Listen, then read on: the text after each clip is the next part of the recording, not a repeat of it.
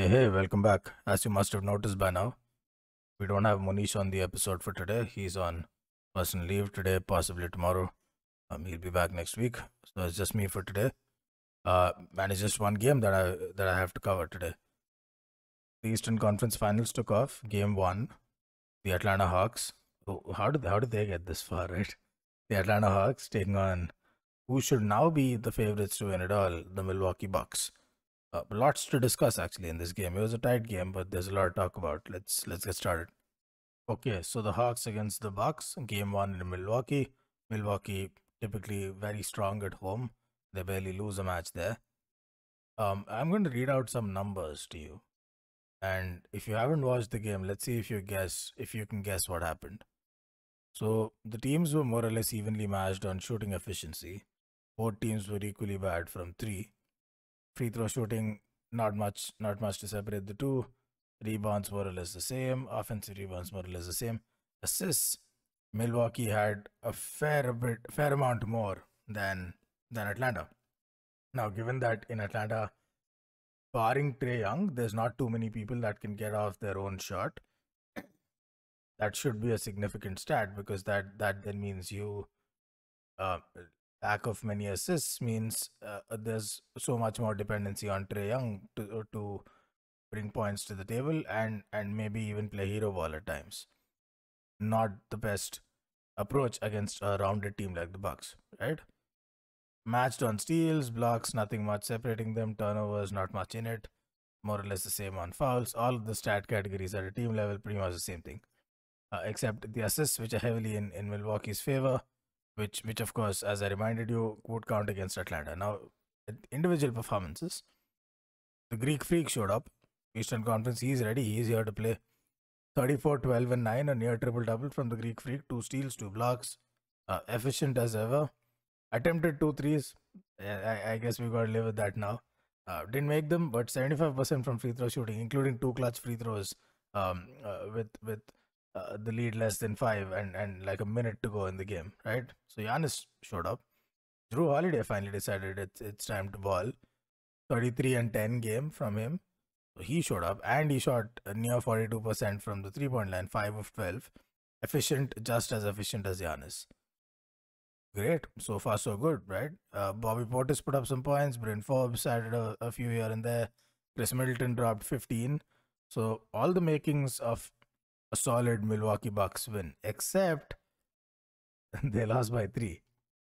How did that happen? How did the Atlanta Hawks, most of whom depend on Trae Young's offensive playmaking ability to get their shots off, be it Capella catching lobs, be it Capella or Collins being fed in the low post after rolling to it from a pick and roll situation, it's all dependent on Trae Young. So how is it that they've had so few assists and still managed to put up so many points on the board? Wouldn't that mean Trae Young would have had to put in a back-breaking shift? Well, yes, and as it turns out, he did put in a back-breaking shift. Trae Young with 48, 7, and 11. Let that sink in. 48, 7, and 11. 50% shooting. That's because he took a ton of shots. He's the first player ever to have a 45 and 10 game in a conference finals. Ever. First player ever. And it was off the back of that performance that the Milwaukee Bucks crumbled. Now, talking points in this game. The game was tight throughout. And Milwaukee, for me, basically showed us in this game what a lot of people said Brooklyn would show us back in the regular season when they weren't defending at all. This is what a lot of people said, that in the playoffs, their biggest shortcoming is going to be all of that offense is no good if your defense is this bad. And that's kind of the one-liner for the Bucks today. Their offense showed up. Sure, Middleton didn't have the greatest of shooting nights, but the role players came up with shots when they were asked to. Giannis had a near triple-double. Jrue Holiday stepped up. That should have been a wrap. All they had to do was put some sort of defensive presence in front of the Hawks, and it was over. Well, they didn't do that. Trae Young ran circles around the Bucks defense. And yes, Jrue Holiday was on him. What do you know about Trae Young as a playmaker, right? He's an excellent passer. He's got a killer floater, and he can kill you from the deep. He wasn't very good from deep. 30% right on 3-point shooting. And yet he killed them. Because he was getting to his spots, he was hitting those floaters, he was hitting those mid-range shots. And whenever he got doubled, he made some, God knows how pretty those passes were. He made some pretty passes behind the back to Herter for 3, lobs to off the glass lob from point blank, to John Collins, lobs to Capella. He did it all. What was astounding was how poorly the Milwaukee Bucks defended the pick and roll, which is the other thing, Trae Young is good at. So he's good at the 3. He's great at shooting those killer floaters. He's an outstanding passer. But all of this starts at the perimeter when he calls for a pick and roll. There's a screen, a pick set by either Collins or Capella. Trae Young goes this way, that way, boobity boop. And suddenly there's either separation for a shot, or he gets double teamed, in which case he has 2 options. Somebody on the perimeter open for a high percentage 3, or the screen rolls to the basket, pick and roll, fade, easy, pop, lob, whatever, bucket. They didn't even make him try that hard. He got doubled a few times. None of them were on pick and rolls. Every time he called for a pick and roll, he got the better of Jrue Holiday. He put him in a spin cycle once, did a shimmy before shooting the 3. Classic Trae Young. He sent Jrue Holiday the wrong side of the screen on a pick and roll again. And Bryn Forbes, who had quite appallingly poor defensive showing, to be honest, he was miles behind. He wasn't switching on to Trae Young. He wasn't guarding the screener either. He was a good 4 to 5 feet behind, somewhere at the top of the key, just waiting for stuff to happen. Trae Young hit a 3 because of the separation that he got once. And the second time, he got a little more audacious. He drove in right into Bobby Portis's face and dropped a floater over him. The other theme that emerged in this match was, if you're the Milwaukee Bucks and you've got all that size around you, most predictions before the series started, including mine, was that they have the size. And can Atlanta match up to that size? Or will they be so good that they're going to force Milwaukee to switch to small ball? Well, they were that good. Milwaukee should have switched to small ball. Take out Brook Lopez, put Giannis at the 5, see where that takes you. Didn't do it. Budenholzer, stubborn as ever, didn't make any changes, no adjustments. Okay. So they play with their traditional 5.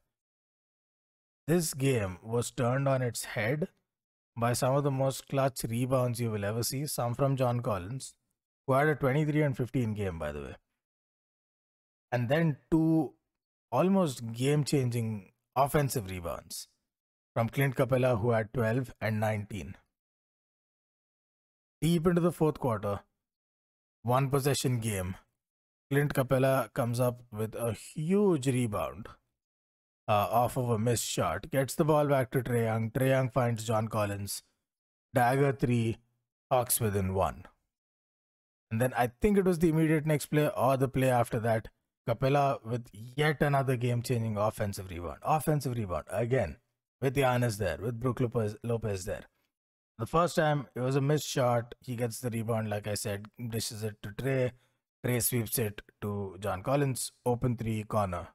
Cash. The second time, Trae Young calls for a pick and roll. Capella comes out to the perimeter.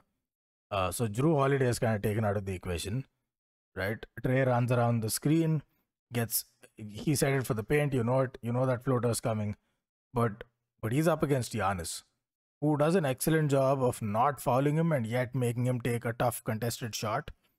And that was enough, as it turns out, for Trae Young to miss that shot. Now, without that shot, the Hawks don't have a lead. They're still down by 1. But that shot gets missed. Now, unfortunately, Jrue Holiday, who got caught by Capella's screen, which then, of course, means Jrue Holiday has to switch on to Capella because Giannis is on Trae, decides, screw it, what's it worth, right? Let's chill until game 2. So he just snoozes, lets Capella run free. Giannis is blindsided. Capella comes in from the weak side. Giannis is right under the rim, but there's no way he knows Capella's coming in. So he's not entirely boxing out. Capella gets an easy offensive rebound under the rim, puts it back in, Hawks lead. And it was free throws from there on, and the rest is history. It was an exceptionally shitty defensive showing from the Milwaukee Bucks. They've got adjustments to make. Maybe they could take a cue from the Lakers last season, who were initially similarly stubborn against the Houston Rockets. That's until they got handed an L in Game 1. And then they went small. You barely saw Dwight Howard or JaVale McGee for the rest of the series. I'm guessing these guys have to do something like that to stop these Hawks. I mean, it's one thing if John Collins steps up and Capella steps up. But these guys had Giannis dropping buckets. These guys had Jrue Holiday scoring points. What is the difference? They let Trey drop 48 on them. Jrue Holiday, all NBA defense, right? DPOY candidate, perennial. Couldn't do anything to Trae Young. And maybe we should talk about Trae Young now. Enough about the Bucks. It's Game 1, whatever. That was a big loss. Home court, that's got a sting. But now the series is off, right? The away team has won. Now we have a series. It's not going to be home court all around. It's a break of serve, if you will, in basketball. But let's talk about Trae Young for a second. This 2018 draft class, by the way, it's so special, and they're just getting started, it would seem. Trae Young, Luka Doncic, DeAndre Ayton, Michael Porter Jr., Kendrick Nunn, Mikal Bridges. I'm sure I'm forgetting a name or two. Shai Gilgeous-Alexander. It's an incredible draft class, but the two names at the top of the pile, and I know Ayton's in the conference finals, possibly in the NBA finals, but the two names that get top of mind recall are Luka Doncic, of course, and Trae Young. Now, you would have heard voices say, why doesn't Trae Young get the love that Luka gets? Because Luka has been doing this year in, year out with league standings to match, and Trae Young just barely scraped into the playoffs. Until last year, he was looked at as a stat pad, a scorer, doesn't really defend, so is a liability at the other end of the floor, and not the leader that takes his team to the promised land. That changed this season. That changed from the play-in games onwards, not before that. We knew he's a special talent individually, but the way he can galvanize this team, and as he did today, put the team on his back and carry them to victory, that's an angle that's only now developing. So that could be one reason why he doesn't get Luka love, as they call it. The other is Luka's done it twice now, back to back, post seasons. He's made a name for himself. Granted, nothing like what Trae Young is doing right now. But there's a reason Luka started this season as the MVP favorites. Every book, every agent, every betting platform had Luka as the MVP favorite. It'll take next year, Trae Young's going to be right up there. But that's perhaps why he doesn't get Luka love. But that doesn't mean he's great. He's phenomenal. Yes, he doesn't defend, but Steph Curry doesn't do much of that either. And we're starting to slowly see Trae Young emerge into a mold of his own. I wouldn't call him another Steph Curry, but something of that likeness.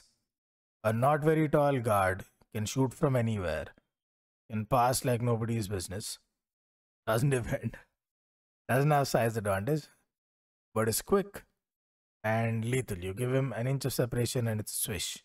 This guy is special. I still pick the Bucks to win the series. I think the Bucks will take this home.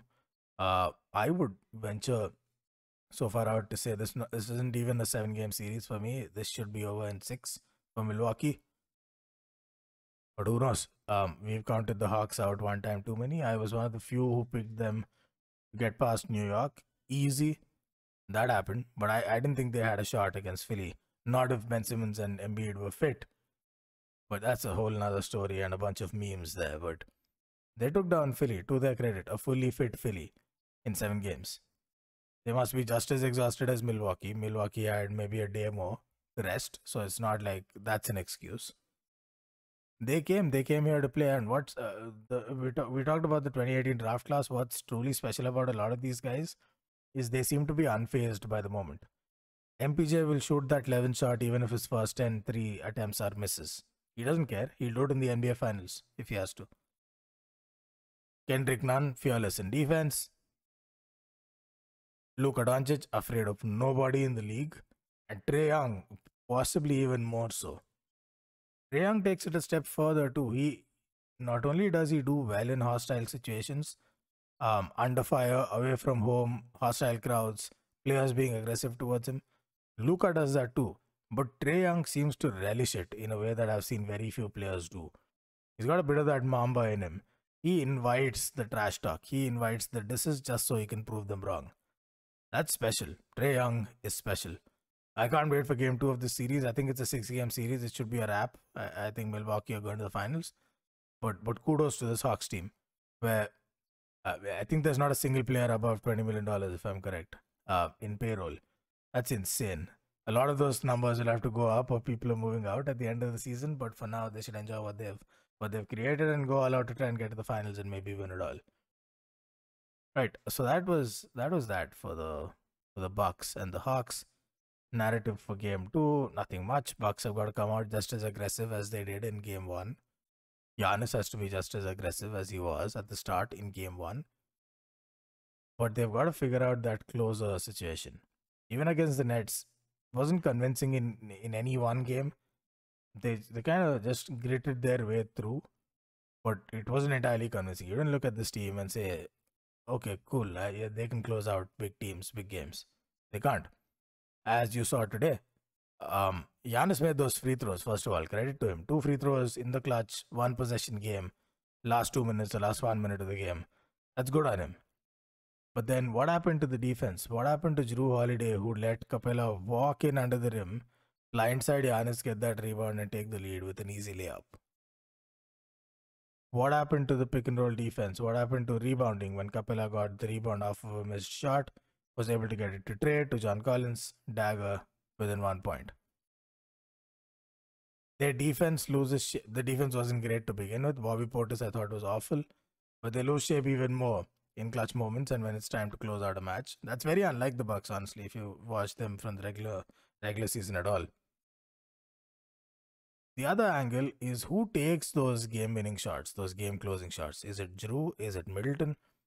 So far, overwhelmingly, they've gone to Middleton over Jrue Holiday with an extremely mixed blend of results. Middleton shot a 3 to tie the game today. And when he released the ball, he had a good 3 to 3.5 seconds on the clock. Time that he could have used to try and get into a better position, maybe closer to the arc, whatever it took. Because he took it from a little further out than from where he normally shoots. That was a deep 3. And he had to take a contested shot with 2 defenders around him. 3 seconds is a lot in basketball. He could have fought for a better shot.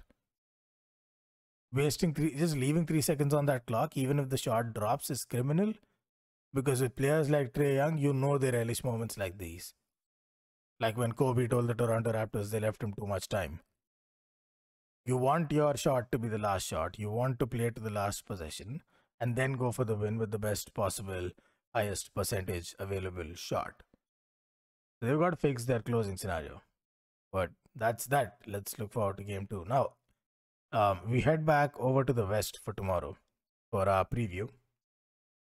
Chris Paul, sources say, is going to play. Sources say he's considering playing, which for me is he's going to play. If he's considering it, he's legally allowed to play. If he's okay, I think he's okay. I think he's going to play. That just made it all the more tough for the Clippers. Without Kawhi, who's still uncertain, it's still indefinite, the duration of his injury.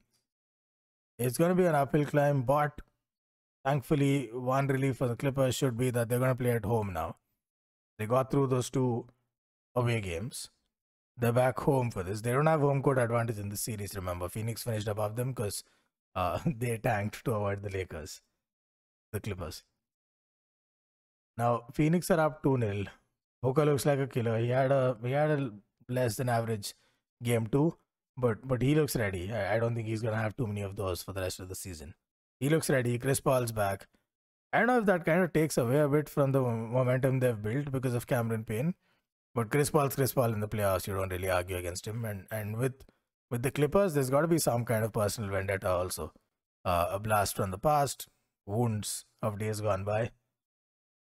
I think it's too much now for the Clippers. I'm not going to say they'll get swept. Even without Kawhi, they're good for a win or 2. I'm guessing Kawhi might come back at some point in the series, but I'm picking the Suns to win it in 6. So, wins in 6 in both series. I'm picking Milwaukee and Suns to face off in the finals. Let's see how my prediction fares in days to come. All right, we'll be back tomorrow to talk about the Suns and the Clippers, game 3. Until then, thank you for joining. Take care.